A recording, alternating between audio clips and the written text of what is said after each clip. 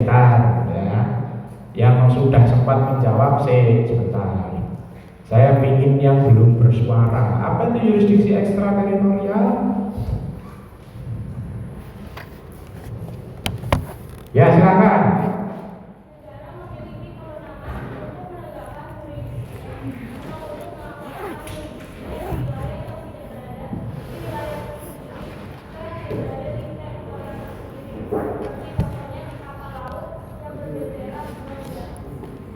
Dan ada lagi, saya kasih 2 contoh di rekaman itu. Ada lagi enggak selain kapal laut?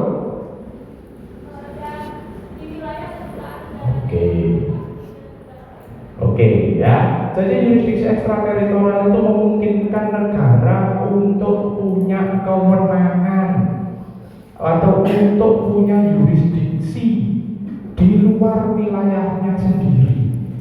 Ya, jadi itu menjadi semacam kebalikan atau semacam antitesis dari yurisdiksi teritorial dan juga teori kedaulatan. Ya, jadi negara jadi punya yurisdiksi di wilayah yang bukan wilayahnya.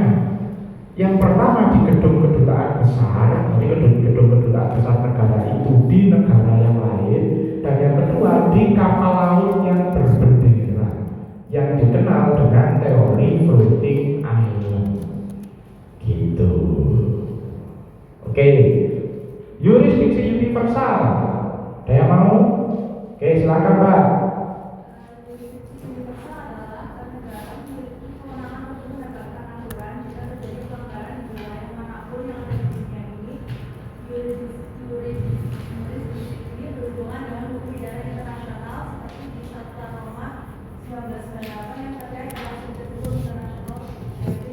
Iya betul ya. Jadi yurisdiksi universal ini sebetulnya pengertiannya adalah jadi negara itu punya yurisdiksi untuk menegakkan pelanggaran. Kalau terjadi pelanggaran terhadap hukum internasional, negara itu bisa menegakkan atau bisa memberikan respon meskipun itu terjadi di manapun. Dan itu berhubungan dengan Statuta Roma. Pada waktu sebelum UTS di subjek hukum individu, gitu ya, subjek hukum internasional individu, yang juga saya berikan dalam bentuk rekaman ya. Di situ saya menyampaikan bahwa kapan individu itu bisa menjadi subjek hukum internasional, yaitu saat dia sudah memenuhi unsur-unsur yang ada di dalam Statuta Roma tahun 1998. Nanti kalau lupa nanti bisa didengarkan lagi ya.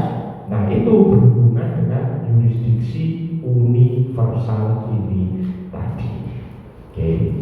Yurisdiksi eksklusif yang terakhir. Siapa yang mau? Ya silakan Mas. Yurisdiksi eksklusif itu kebalikan dari yurisdiksi universal, memberikan hak tunggal dan mutlak pada suatu negara untuk mengadili suatu perkara atau tindak pidana tertentu, sekaligus meniadakan kewenangan negara lain untuk ikut mengadili perkara yang sama. Oke, boleh. Ada yang lain? Tidak salah. Tapi yang saya sampaikan di rekaman audio bukan yang itu, tapi tidak apa-apa, tidak salah. Sebentar Mbak. Ya, ada yang mau ya silakan.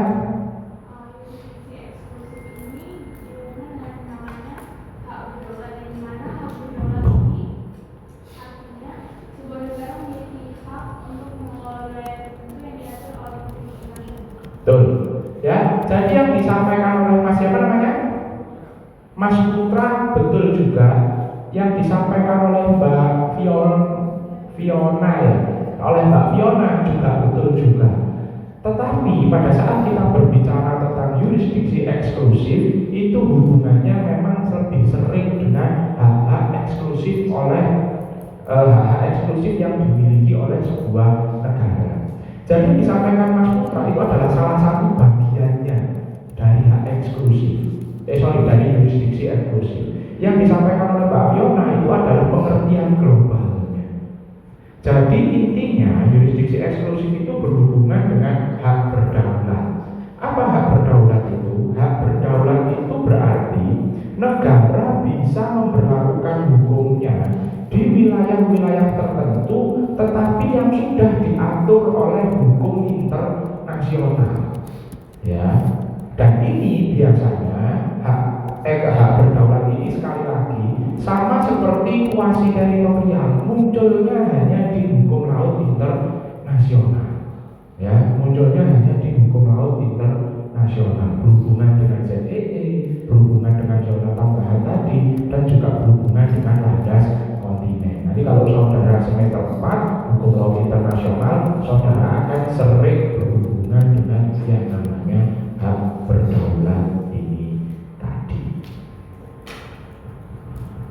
Oke, ya. Saya ingin tahu nama-namanya yang menjawab itu tadi. Victor, Victor, Victorio, bener ya? Mbak siapa namanya? Monica. Depannya nama Monica ya, bukan nama tengah atau nama belakang ya. Nanti saya susah carinya. Mbak siapa namanya? Hah? Gantian. Ya, kamu dulu. Putri. Putri siapa? Putri Sari. Oke, Mbak siapa namanya sebelahnya? Sari Rosa. Siapa namamu lupa saya? Rahel Ratu. Fiona ya. Oke. Selain nama-nama ini, saya kasih T2 ya. Yang nama-nama ini T2-nya. Oh sorry, Mas Putra. Sorry. Putra siapa namanya? Ayodhya Saputra. Ya, pakai nama yang dipersensi ya. Ayodhya Saputra. Oke. Selain nama-nama ini, saya kasih tugas T2. Ya. Tugas T2-nya adalah meresum. Ya, meresum terkait dengan suksesi negara. Ya. Meresum terkait dengan materi kita, pokok bahasan kita selanjutnya, yaitu suksesi negara. Apa saja yang harus ada di situ? Jadi saya cuma minta 4 poin aja, tidak usah lebih ya. Kalau saudara cari di internet, saya yakin pasti akan menemukan penjelasan yang panjang kali lebar kali tinggi ya. Tapi saya cuma minta 4 aja, tidak usah lebih ya. Yang pertama adalah terkait pengertian suksesi ya. Pengertian suksesi. Yang baru datang bisa persepsi sendiri di siang ya, dari Kapura ya. Saya buka sampai jam 8. Ya, jadi yang pertama saya minta saudara mencantumkan pengertian suksesi. Yang kedua, pengertian dari suksesi negara ya. Jadi istilah suksesi itu munculnya tidak dari hukum internasional, tapi kemudian dipinjam oleh hukum internasional dalam kaitannya dengan suksesi negara. Nah, itu apa pengertiannya? Yang ketiga, hal-hal apa saja sih yang menyebabkan terjadinya suksesi negara?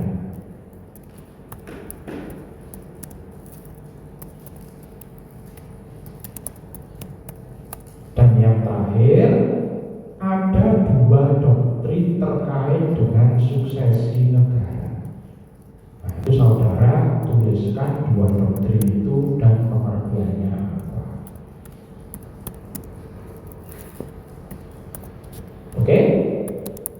Oke ya, silahkan diketik, dikerjakan dengan cara diketik dan dikumpulkan di Google Classroom.